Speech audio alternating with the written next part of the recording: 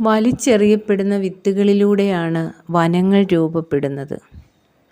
ജീവിക്കുന്ന വിശുദ്ധനായിട്ടാണ് അയാൾ അറിയപ്പെട്ടിരുന്നത്.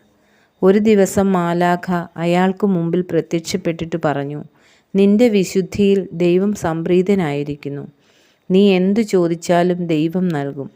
രോഗികളെ സുഖമാക്കണോ, ആളുകളെ മാനസാന്തരപ്പെടുത്തണോ, എന്തായാലും ദൈവം തരും. അയാൾ പറഞ്ഞു, എനിക്ക് ഈ പറഞ്ഞതൊന്നും വേണ്ട.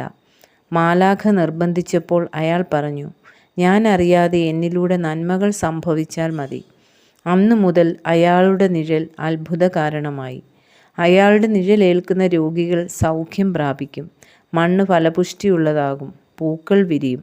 സ്വയം ആകർഷണ കേന്ദ്രമാകാൻ ശ്രമിക്കുന്നവർക്കിടയിൽ ആരും അറിയാതെ ജീവിക്കുന്ന ചില വിശുദ്ധരുമുണ്ടാകും. സ്വന്തം മേന്മകൾ അവതരിപ്പിച്ച് സ്വയം ശ്രദ്ധാകേന്ദ്രങ്ങളായി സ്വന്തം വിപണി സൃഷ്ടിച്ചെടുക്കുന്ന